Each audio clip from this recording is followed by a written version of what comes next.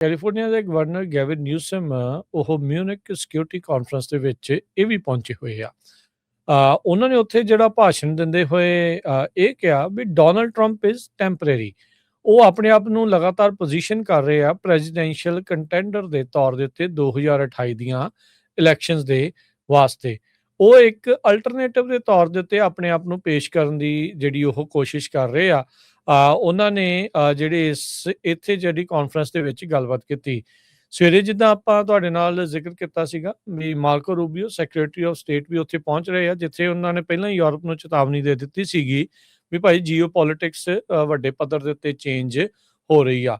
ਉਧਰ ਜਿਹੜੇ ਯੂਰਪ ਵਾਲੇ ਆ ਉਹ ਆਪਸ ਦੇ ਵਿੱਚ ਉੱਥੇ ਇਕੱਠੇ ਹੋ ਕੇ ਕਿੱਦਾਂ ਜਿਹੜਾ ਉਹ ਪਾਵਰਫੁਲ ਬਣ ਸਕਦੇ ਆ ਉਹਦੀ ਗੱਲ ਜਿਹੜੀ ਉਹ ਕਰ ਰਹੇ ਸੀਗੇ। ਉੱਥੇ ਜਰਮਨੀ ਵਾਲੇ ਜਿਹੜਾ ਮਰਜ਼ ਆ ਉਹ ਭਾਸ਼ਣ ਦੇ ਰਿਹਾ ਸੀ।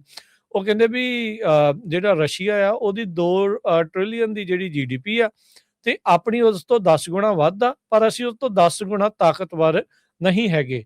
ਆਰਮੀ ਰੇਜ਼ ਕਰਨ ਦੀ ਉਹਨਾਂ ਨੇ ਗੱਲ ਜਿਹੜੀ ਉੱਥੇ ਨਾਲ ਆਖੀ ਹੈਗੀ ਆ। ਸੋ ਇਹ ਚੀਜ਼ ਜਿਹੜੀ ਆ ਮਿਊਨਿਕ ਸਿਕਿਉਰਿਟੀ ਕਾਨਫਰੰਸ ਦੇ ਵਿੱਚ ਦੇਖਣ ਨੂੰ ਮਿਲੀ ਆ। ਸੋ ਨਿਊਸਮ ਨੇ ਜਿਹੜੇ ਜਿੱਥੇ ਉਹਨੇ ਕਿਹਾ ਵੀ Donald Trump is temporary, he will be gone in 3 years, ਇਹ ਵੀ ਉਸਨੇ ਆਖਿਆ। ਕਹਿੰਦੇ ਵੀ ਅਨਯੂਜੂਅਲ ਨਹੀਂ ਹੈ, ਪਹਿਲੀ ਵਾਰ ਨਹੀਂ ਹੋਇਆ ਵੀ ਕੈਲੀਫੋਰਨੀਆ ਦੇ ਗਵਰਨਰ ਜੋ ਕਿ ਦੁਨੀਆ ਦੇ ਹਿਸਾਬ ਦੇ ਨਾਲ ਜੇ ਇਕੱਲੀ GDP ਕੈਲੀਫੋਰਨੀਆ ਦੀ ਦੇਖੀ ਜਾਵੇ ਤਾਂ ਚੌਥੇ ਪੰਜਵੇਂ ਨੰਬਰ ਦੇ ਉੱਤੇ GDP ਕੈਲੀਫੋਰਨੀਆ ਦੀ ਆਉਂਦੀ ਆ।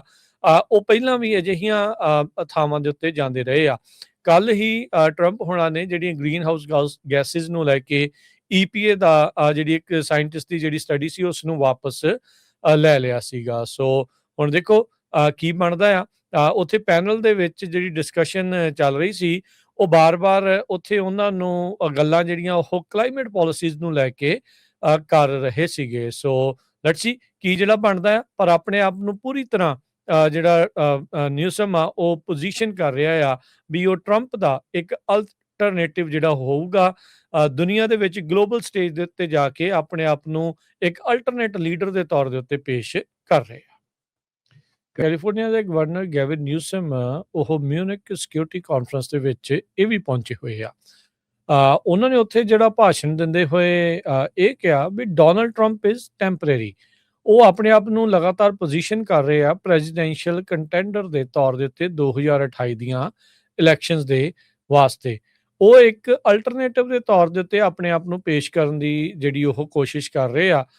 ਉਹਨਾਂ ਨੇ ਜਿਹੜੇ ਇੱਥੇ ਜਿਹੜੀ ਕਾਨਫਰੰਸ ਦੇ ਵਿੱਚ ਗੱਲਬਾਤ ਕੀਤੀ।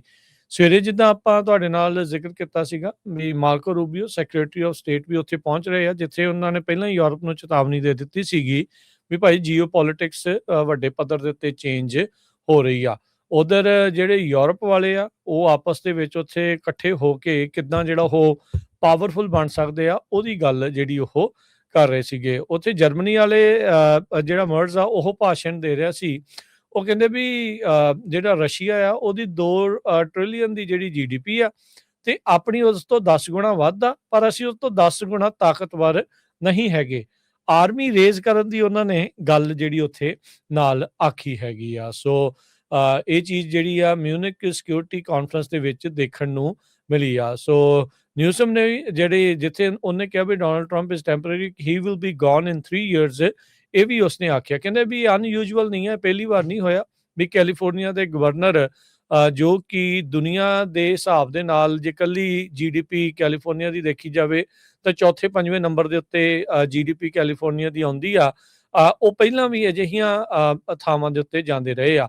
ਕੱਲ ਹੀ ਟਰੰਪ ਹੋਣਾ ਨੇ ਜਿਹੜੀਆਂ ਗ੍ਰੀਨ ਹਾਊਸ ਗੈਸਿਸ ਨੂੰ ਲੈ ਕੇ EPA ਦਾ ਜਿਹੜੀ ਇੱਕ ਸਾਇੰਟਿਸਟ ਦੀ ਜਿਹੜੀ ਸਟੱਡੀ ਸੀ ਉਸ ਨੂੰ ਵਾਪਸ ਲੈ ਲਿਆ ਸੀਗਾ। ਸੋ ਹੁਣ ਦੇਖੋ ਕੀ ਬਣਦਾ ਆ। ਉੱਥੇ ਪੈਨਲ ਦੇ ਵਿੱਚ ਜਿਹੜੀ ਡਿਸਕਸ਼ਨ ਚੱਲ ਰਹੀ ਸੀ ਉਹ ਬਾਰ-ਬਾਰ ਉੱਥੇ ਉਹਨਾਂ ਨੂੰ ਗੱਲਾਂ ਜਿਹੜੀਆਂ ਉਹ ਕਲਾਈਮੇਟ ਪਾਲਿਸੀਜ਼ ਨੂੰ ਲੈ ਕੇ ਕਰ ਰਹੇ ਸੀਗੇ। ਸੋ ਲੈਟਸ ਸੀ ਕੀ ਜਿਹੜਾ ਬਣਦਾ ਆ, ਪਰ ਆਪਣੇ ਆਪ ਨੂੰ ਪੂਰੀ ਤਰ੍ਹਾਂ ਜਿਹੜਾ ਨਿਊਸਮ ਆ ਉਹ ਪੋਜੀਸ਼ਨ ਕਰ ਰਿਹਾ ਆ ਵੀ ਉਹ ਟਰੰਪ ਦਾ ਇੱਕ ਅਲਟਰਨੇਟਿਵ ਜਿਹੜਾ ਹੋਊਗਾ ਦੁਨੀਆ ਦੇ ਵਿੱਚ ਗਲੋਬਲ ਸਟੇਜ ਦੇ ਉੱਤੇ ਜਾ ਕੇ ਆਪਣੇ ਆਪ ਨੂੰ ਇੱਕ ਅਲਟਰਨੇਟ ਲੀਡਰ ਦੇ ਤੌਰ ਦੇ ਉੱਤੇ ਪੇਸ਼ ਕਰ ਰਹੇ ਆ।